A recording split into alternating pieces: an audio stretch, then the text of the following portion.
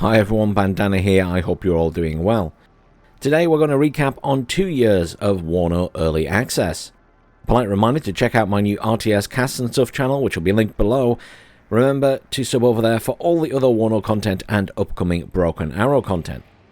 I did one of these videos last year covering the first year of Early Access, and that was a year where the days turned into weeks and the weeks turned into months in terms of milestones released on schedule. Or the lack of releasing on schedule, I guess. Okay, I'm exaggerating a little bit, it was never days necessarily, but certainly the original schedule from Eugen went totally out the window. Eugen, sensibly as a result, stopped giving any definitive dates of when to expect updates on milestones. I think that was a good plan. I don't think they should give dates if they can't guarantee they're going to stick to them. Frankly, the original roadmap and schedule for release out of Early Access, which I think at the time was aimed at being like 9 to 12 months, was never going to be achievable, and I said that on day one of EA launch, and I mentioned it in my video last year as well.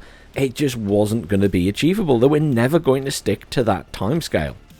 But 2023 has been another long year of waiting. We got glimpses of Army General at the end of 2022, and, well, we've had a few glimpses of it in 2023, though it's still not here. We did, however, get a weekly dev blog, and a lot of new milestones with various new additions, including some new divisions, which will apparently be DLC later for those who did not buy Early Access, so a bit of a reason to buy Early Access, I guess, rather than have to pay for them as DLC at a later date. So in this video, we're going to take a look at everything that's happened this year. The good first, then we'll talk about the bad and the stuff that just hasn't ever happened. And then we're going to talk at the end about Army General, because I know that's big on everybody's mind. So this day, 1 year ago, also saw the release of the UNO milestone, which included some game tutorials, new maps, destruction map variants, the new trait system, amphibious capability, combat rework, and a new UI display for bits and pieces, and the command unit overhaul, which meant that commands no longer had to be in the point to keep it capped. So a lot of big changes came through in that patch after a holiday period of having the game in a very bad state, so it was a very welcome update. As well as all of that, we got the Berlin command and the Unternehmen Zentrum, which is now the Berliner Gruppierung. And of all the stuff mentioned there, I guess the big thing for me was the traits. They were something that have now hung around and been expanded upon as the year continued. As the year rolled on a little bit, we got fobs back, we got an updated line of sight tool, and we got Twin Cities, the first attempt at a map including some form of city area. And I think this was really a testbed to see how the game performed on people's machines with so many buildings, because this has obviously been a big problem internally for them, is that having lots of buildings on a map seems to really grind down at people's machines. And then we got the first operations, and these were a welcome addition to the game, and I think people really enjoyed these overall. And we've had various ones throughout the year added to that list, with various different objectives and playing as the different factions. Snipers and ground surveillance radar soon turned up after that, both nice additions, though snipers have certainly been mixed in their utility over the months. Then we got some more divisions, the 11th Armoured and the 119th, both a mix of some new units and some old units repurposed, both very heavy tank divisions in the grand scheme of things. Then came Airport, a fantastic map. I still love this one. That was in June, so halfway through the year, everyone. October rolled round and we got another set of divisions, the 24th and 27th. Both interesting divisions, both slightly different to each other. The 27th, a more high-tech 39th, and the 24th was kind of a very infantry-heavy division that has now undergone massive changes as of the recent Kellerman update. The weird thing is, I can't believe that those were added all the way back in early October. It feels much more recent than that. And we got various updates across this period with maps and graphics and models, etc., which are all very welcome, and the team deserve a pat on the back for that, as the new models all look fantastic. And then more recently we got the map editor, probably the most important and significant update in the last year. Sorry Eugen, that's not to disparage anything else that you guys have done, but the map editor is such a big deal. It's something that's been promised by you guys for years for your other games, and to finally have one, and for it to be in the state that it is, came as a huge surprise. It is so much better than they made out in their dev blog. And just before I've sort of done this video, we've had the Kahneman update, which has made big changes to anti-air. It's made anti-air very strong in some situations. Obviously, the range scaling really made a difference. And then helicopters have been significantly nerfed by this, because they're now much easier to kill. And their rockets got nerfed at the same time. And the 35th had all of their armor removed. And the 35th just feel in a really weird position right now. And something needs to change with helicopters, because now they are very expensive for the risk they entail of dying. They are very, very situational to literally potentially covering your back line, and otherwise they're in a really bad place. I'll talk more about that in a minute. Because while we've had all of these nice updates and all of these good things that have come to the game, it's not all been chocolates and roses. You know, we've had some bad times as well. May I remind everybody of the zombie meta, where cheap infantry squads could march across the map laying waste to everything in their path without being killed. And then, of course, the in-and-out tank meta, though thankfully we've never returned to the charger wall of T-55As across the map and wipe out everything. That was a little bit much. I do notice a recurring theme to these metas: walls of one type of unit. And we ended up back in the land of the Helo Rush cheese. I mean, we had been there before, but it felt worse this time, and I'm not entirely sure why. It's a problem Eugen have struggled with for years, sadly. You know, going back to Wargame, they've always struggled with helicopter cheese. Admittedly, they managed to get it to a point late last year where if you planned for a helicopter rush, you could defend against it, but it also meant that if you defended against that, you couldn't defend against anything else. So if your opponent didn't helo rush, you were in trouble. And now we've kind of gone to the very other extreme with the latest update, where helicopters aren't particularly scary. They die very quickly to AA now, and obviously they die very, very quickly to autocannons as well. I admittedly, as I said in the recent dev blog, have really mixed feelings about these huge sweeping changes coming through. I would prefer smaller alterations to find a sweet spot rather than making massive changes.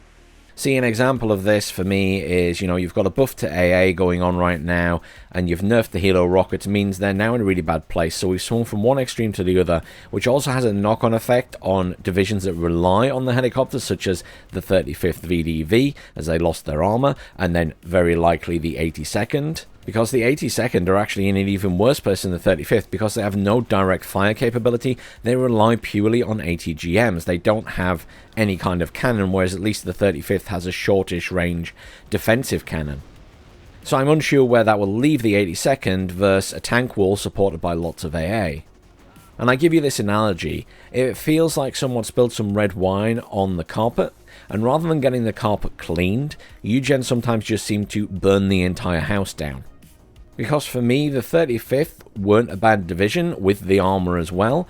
I don't think they needed the armor removing. I think they just needed some adjustments to make them less strong. Availability adjustments, etc, etc. But Eugen kind of came in like a wrecking ball. There's a song in there somewhere, yeah?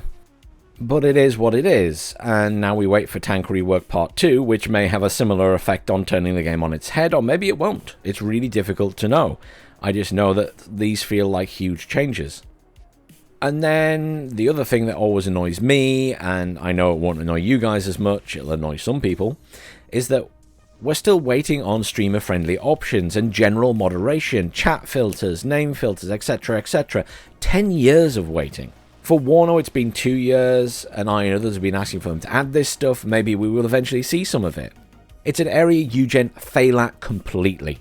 In this respect, the company are living in a cave compared to the competition, and sometimes I think the owners like to pretend it's not a problem. However, let me shock them: when you're loading up the game and you're streaming it and you get the N-word in the chat or other racist comments or other very inappropriate comments, that's a problem when you're streaming. And the same applies to people's names. Why do you not have a simple filter that stops people having offensive words in their names? Wake up, smell the coffee, get with the program. It's 2024, not the 1950s. Okay, that's my grumble over. Let's move on to everybody else's grumble, or all of our grumbles, and that is, where is AG? Where is Army General? We've had quite a few teasers now, and even some more in-depth looks at least one of the campaigns. Well, the impression I get is a lot of the team is working hard on Army General, and it has been for a long time now, and it's clearly not all been smooth sailing because we're still waiting. and they're trying to make significant improvements over previous attempts in SD2, etc. And I think they are very worried about releasing them in a mess, which may result in a very negative review period and stop people picking up the game for the campaigns, because remember, around 80% of RTS players, including Eugens, as they've confirmed in the past, are single-player only players. This means that Army General is super important for them as a company to get sales. Let's be realistic, it's taking them a long time, and I understand why that's frustrating, but it's probably safe to assume they're having issues with Army General and getting it to where they want it. AI, for example, has always been very cheesable in their games. I found this when I attempted to have a go at one of the SD2 campaigns, and also the old Wargame Red Dragon campaigns, and I suspect they want to try and improve this, though I don't think you can ever make the AI in games totally uncheesable. It's why most games resort to giving them loads more resources and units than you get, just to make them more difficult. Now, you're going to ask me, when will AG release? And my honest answer is, I don't know. I suspect we may get a taste of it sometime in the first half of this year, but I suspect the majority of the campaigns will come with the release of the game out of early access. That's my personal feeling. Maybe that doesn't happen. Maybe they release them all in early access and let people test them, but I just feel like they're going to be a release sort of thing. Once they're at that point, then it's time for release once they're ready.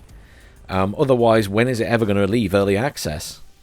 And this comes back to something for me personally, which is that I never tell people to buy an early access game. I can tell them if I'm enjoying it, if it's good or not, but I'm never going to say to someone, you should buy this early access game, because you don't know when stuff's going to come. And what I always say is, if you're thinking about early access but you only want the single player campaign in WARNO, at least just wait until they release that single player campaign so you can enjoy it or see what the reviews are like for it.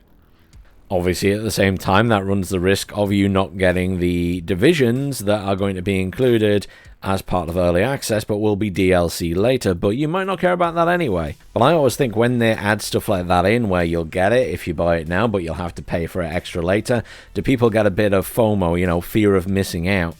And where I'm going with that is just to say that even 2 years in, I'm not going to tell you to buy early access. Do I enjoy the game? Yeah, I definitely enjoy the game. Do I think it's better than Wargame Red Dragon? In places, certainly it does things better than Wargame Red Dragon, but at the same time Wargame Red Dragon does things better than WARNO in other areas. I think there's been some great updates over the last year. I also think there's a lot of big sweeping changes coming through that I don't necessarily agree with them all. As I've made quite clear in my other videos, realism comes secondary to fun and gameplay for me, so I definitely will not agree with all of the changes that Eugen want to make. I will say over the last year I feel Eugen's communication has improved a little bit. It's still not fantastic, but it's definitely better than it was a year ago. I think their dev blogs are better than they were, and they are better at explaining when things are coming and when we're going to have to wait. I also think that was a really important lesson for Eugen to learn. If you would like the really short version of all that and have skipped to the end, then I will say this. Do I think WARNO is in a bad place right now? I'd say no. I think it's in a reasonably good place, probably better than it has been for quite some time, even if they have slapped helicopters a little bit too hard. But if you're waiting for Army General, I'm afraid you're probably going to have to wait a little bit longer at least. And there we have it, year 2 of early access, which, while it's had its ups and downs, I think overall it's been fairly positive, and we've ended up with a reasonable result as of 20th of January. I mean, they could completely nullify all that and break it in 2 weeks' time. But I will leave it at that. Thank you very much for watching. Please do like, share and subscribe, and I'll see you all soon.